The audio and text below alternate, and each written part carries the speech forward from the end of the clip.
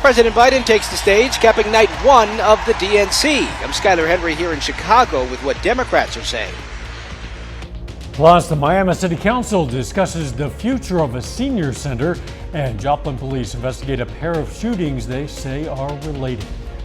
The 4 states' most watched news starts now. Day one of the Democratic National Convention got underway in Chicago tonight with a night full of speeches and a passing of the torch in the party. This is the late edition of KOAM News. I'm Dow Quick. Security was tight for the event, which has also brought protesters to the city. Reporter Skyler Henry is there.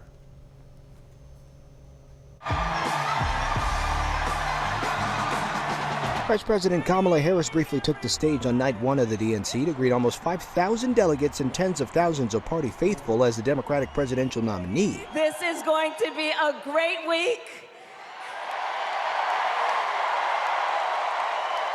And I want to kick us off by celebrating our incredible President Joe Biden. The day one themed For the People also belonged to President Biden, who delivered the keynote address after stepping aside in his bid for a second term. Are you ready to vote for freedom?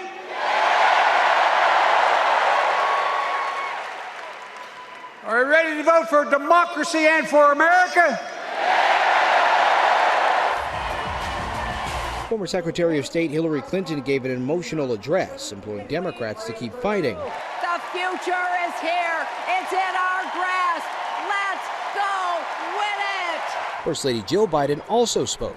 Kamala and Tim, you will win. This is the 12th time Chicago has hosted the convention, including 1968, when the DNC brought violent protests, which overshadowed much of what was happening on the stage. How many kids do you kill today? To prevent a repeat, police are keeping demonstrators several blocks away from the venue and made a handful of arrests after some protesters pushed through a first-level offensive. The whole world's watching. Hello, Democrats! The 4-day event will also feature speeches from former Presidents Barack Obama and Bill Clinton. Good night, everyone. Harris will be back Thursday to formally accept the party's nomination for president. Skyler Henry, CBS News, Chicago. Harris and Walz are already the party's nominees after an online vote, but a ceremonial roll call will still be held tomorrow. Let's check in with Chief Meteorologist Doug Heddy for a first look at the weather. Well, we got some scattered showers and thunderstorms for us late last night through the morning hours, and then sunshine, and it turned out to be a nice day. 86, average high is 90 degrees, so 4 degrees shy of where we should be for this time of the year. 73 in Joplin, 73 in Pittsburgh, that's where we stand. Most of us low to mid 70s across the board. In fact, I think we're going to drop back into lower 60s later on tonight, so it's going to be really comfortable. Not a whole bunch going on here. Any showers we had earlier today, those are well gone. There is a batch out across western parts of Kansas. That will most likely at least give us some clouds later on tonight and then into the daytime hours tomorrow, even a few random showers. But we're going to start at 63 degrees and our temperatures still look pretty good as we go into Tuesday afternoon, high temps into low to mid 80s. Slow warming trend, we'll talk about that here in just a bit. See you soon. The Miami Senior Center is retaining control of itself, at least for now. The Miami City Council tonight discussed whether the Senior Center should be turned over to the city or to the Peoria tribe. The center is a nonprofit that provides exercise programs, dance, and other social activities to seniors, but due to a lack of funds, it can't continue its programs. However, the city has decided that for now, it'll continue on its own, but the center could go to the city if they can't continue to operate. The future of DOCS is extremely important, especially to our homebound seniors. My mother was one of those just a couple weeks ago before she passed, and DOCS was delivering her meals every day. And I saw how important it was to her to see that face that's not normal, that face that shows up at 11 o'clock every day to deliver that meal, just for a little 2-minute conversation. The center is the current home of the DOCS organization, which delivers food to more than 100 seniors per day. If the center gets taken over, that program would have to find a new location. Joplin police believe 2 early Sunday morning shootings are related. The first happened around 2 a.m. Police responded to a home with a large gathering of people at 830 South Grand Avenue. They found a man with a gunshot wound and rushed him to the hospital. Then about 30 minutes later, and a couple of miles away, officers responded to 811 South Massachusetts Avenue, where they found another man with a gunshot injury and took him to the hospital. The JPD says the second victim was shot at the first location, then drove off before contacting police. Authorities are investigating, but at last report, they had not yet made any arrests. The Joplin Police Department teams up with federal and area law enforcement agencies to conduct a victim-focused sexual exploitation sting. JPD contacted 4 women by undercover law enforcement with the agreement to buy sexual favors. Law enforcement then brought the women in for questioning. The JPD says 3 of the women were cited for and released for engaging in sexual favors for payment. All 4 females received medical services, resources, and referrals for ongoing support for Regional Intervention Against Sexual Exploitation, or RISE. Coming up, Missouri Southern starts the school year receiving a 7-figure donation from Freeman Health System. Plus, KOIM photojournalist Ty Parks get a bird's eye view of the first day back to a pair of area schools. It seems like everything can save. Paschal Air, Plumbing, and Electric. State of Oklahoma is releasing money to improve security at schools. Comes after reports the state's Department of Education refused to let districts keep unused money from the school security revolving fund. That fund was created in the wake of the deadly school shooting in Uvalde, Texas in 2022 and authorized $50 million for schools over a 3-year period. Now the state's Attorney General delivered an official opinion that districts should be able to carry over those funds from one year to the next. Students started their first day at MSSU and NEO. KOIM photojournalist Ty Parks takes us for a closer look at their return to school. Hey, very exciting day. First day for the fall semester. Our faculty and staff have been preparing for our students to get back on campus this fall. More than 620 students living on campus, and the classes are pretty packed this fall. We're very excited to get this semester underway. Starting classes again, it's a good feeling. We all getting back to it, getting back in a routine. It's been good so far. The school, they're providing a lot of things for everybody. Fun events, all that, trying to get everybody back in the spirit, getting back to classes and stuff like that. It's like having a great staff, like a home away from home, trying to get my degree, stuff like that, to better off in life when I move on. It's different for sure. I'm from a small school, so about one building's about the size of our high school. So first day of classes, it was actually really fun. Well, my first 2 classes were UE experience, basically learning how the university is and how everything is like. And then I also had English composition. The teacher was really fun, made the first day a lot of fun, just basically telling who each other are. So I'm from Nepal. So from there, the high school there is a little different. So when I came to the university, and it's like a huge university, I had like a small high school. So there are so many activities going on, and then I have to now I have to be serious and study well. So yeah, there was like this transition phase happening, and I'm still processing lots of things. MSSU has great extra activities going on. We had color wars, campus craze, and so many other activities that we can join and make new friends and learn more about the people who are interested in the path that we are interested in. And so that other activities and clubs has made the transition phase a lot more easier for us. Oh, it's completely different. I'm on my own now. I don't have a lot of people to rely on like my parents, but I can find a good group of people and adjust to it, and I think it's going to be a great time here. A little later, it's All-American honors for a Missouri Southern golf champ. John Dales has his story later in sports. Plus the nice temperature sticking around for a few days. We're going to look at that coming up. Affordable care.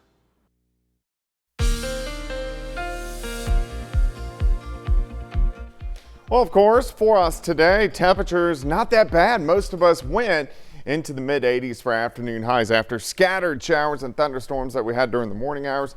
Looks pretty good right now for us right now. Nice shot of Indigo Sky Casino and Resort. Indigo is just outside of Seneca, Missouri. Look at our temps over the past 36 hours. We did go into lower 90s yesterday, which was right about where we should be for this time of the year. Mid-80s for us today, which is cooler than average, but hey, we'll definitely take it. 70 in Stockton, 73 in Anderson, 72 at Grand Lake, Pittsburgh, 75 in Parsons. Let's go outside. Here's 7th and Rangeline, currently sitting at 73. East, northeasterly winds are light at about 5 miles per hour. Through the night, it's already past 11, 65 by 7. We'll drop back to about 63, rebound to 74 by about 10 a.m. But a nice start. Lower 60s across the board. We are going to get some clouds in here late morning into the early afternoon. There are going to be a few spotty little showers. So quick little shower, we definitely can't rule it out. These push east once we get into the afternoon. High temperatures, I think most of us 83 upwards to about 85 degrees. Tomorrow night, we drop back very comfortable again. Lower 60s across the board. And then as we get into Wednesday afternoon, also another fantastic day. High temps mainly into the mid 80s. So the next 2 days, we get a nice little stretch of 80s for highs. 65 to start, 80 by noon. High temp of 85 degrees. Then we'll start to see a slow warming trend as we head toward the weekend. All right, nothing going on outside for us right now. Here are those showers out to our west, which will give us a random shower for us late morning into the early afternoon.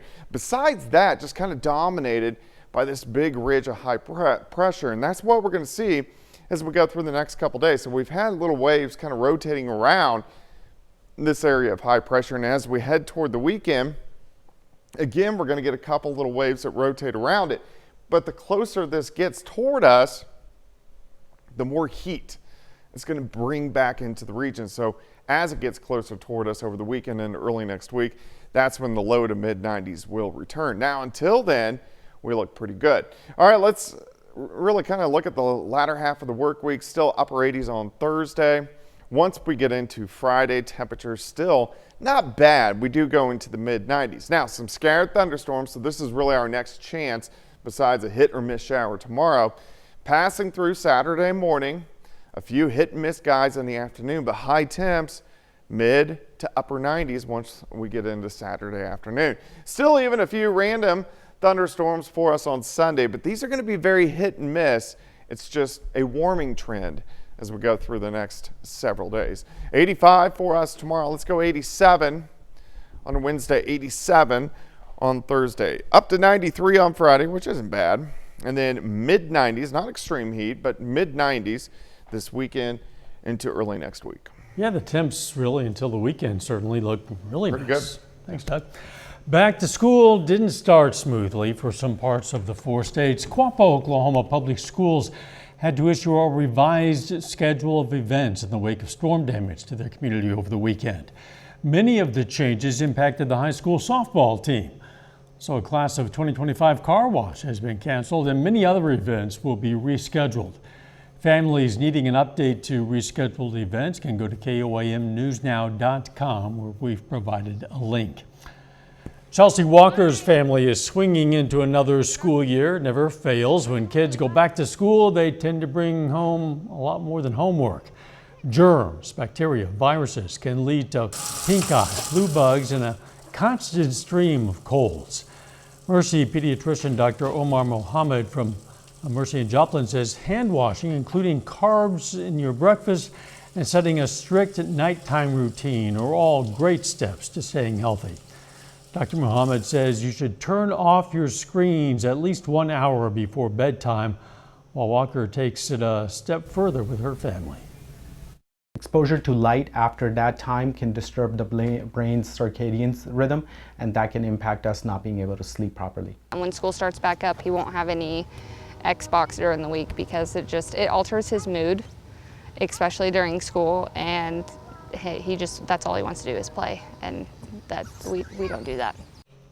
Tomorrow at 6, we're going to look into common back-to-school sports injuries and tips to prevent them. We're going to meet a 6th grader who's ready to get back on the field after a broken bone sidelined him last fall. Pitt State is offering students free access to online mental health services. For the first time, the university is partnering with TELUS Health, a company developed for college student mental health. All students have to do is log in using their Pitt State credentials, and they're able to access master's level counselors 24 hours a day, 7 days a week. That can be through a text chat, over the phone, or through video. There is also still the option for an in-person session through the Student Health Center. Still ahead, a Missouri Southern golfer earns All-American honors, and Pittsburgh High School football holds its first practice of the 2024 season. John Dales has those stories and more up next.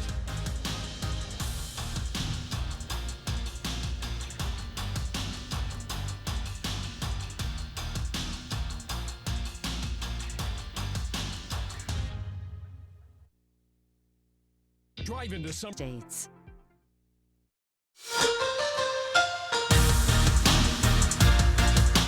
Hey, welcome into sports. I'm John Dales. Oklahoma and Missouri high school football teams are just 11 days away from their 2024 season openers. Across the border in Kansas, things get started a week later, so today is the first day of practice for all our local schools in SEK.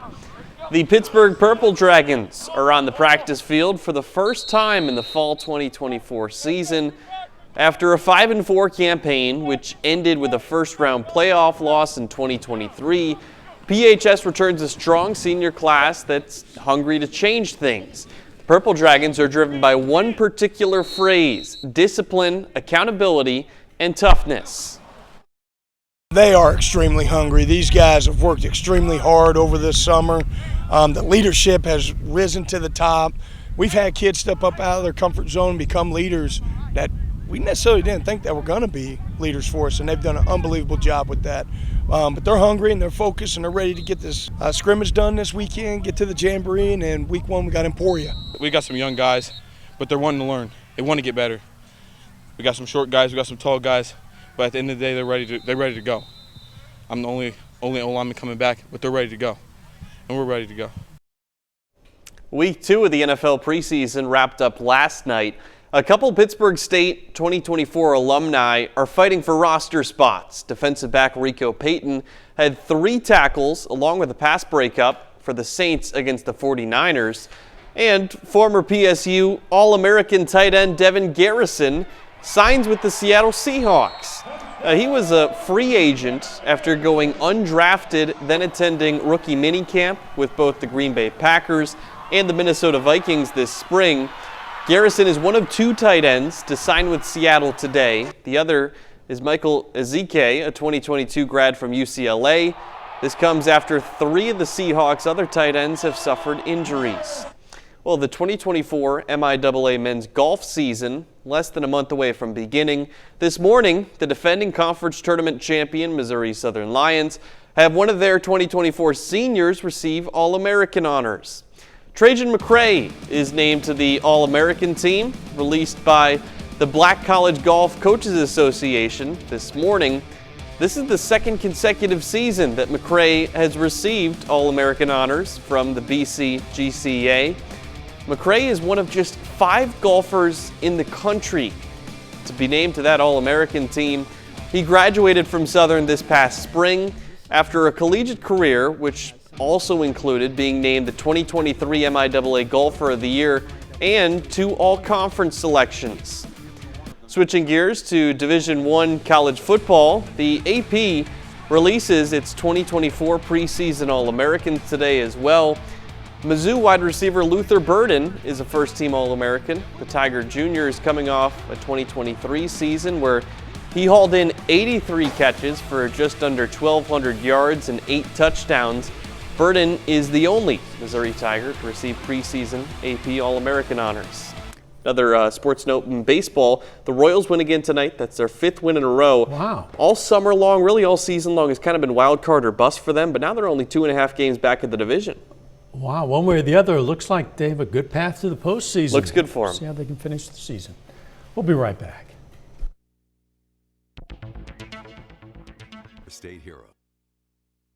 Freeman Health System is giving Missouri Southern State University $1 million gift to support the future Roy Blunt Health Science Innovation Center. That center will provide students in the healthcare field with immersive learning opportunities. That includes a simulation hospital featuring a NICU, acute and critical care rooms, and x-ray suites. In recognition of the support, the university is naming 2 learning spaces in the facility. The Freeman Skills Lab and the Freeman Simulation Classroom. This is a transformational gift that will help us change the face of Missouri Southern, but more importantly, provide outstanding healthcare talent for our region, and we're just so grateful for Freeman for their investment in Missouri Southern. The Roy Blunt Health Science Innovation Center is expected to be finished by fall of 2026.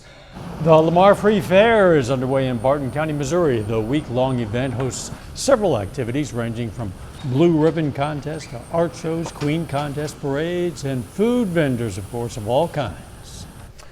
The weather's going to be looking pretty good, at least for the next few days of that fair. We're going to start in the morning hours into lower 60s. High temps right around 85 tomorrow. Could get a sprinkle, quick shower late morning into the early afternoon. 87s on Wednesday and Thursday, and then finally 90s return as we head into the weekend. And final sports notes. Tomorrow we'll be visiting the Colgan Panther football team. That's a team that went undefeated all the way to the state semifinals last year. Yeah, when you say tomorrow, you mean I guess pretty today, soon. yeah. We're about 3 minutes from tomorrow. Not quite there. Thanks for joining us. Don't forget the morning show starts pretty soon, 5 o'clock. Let's make it a great tomorrow.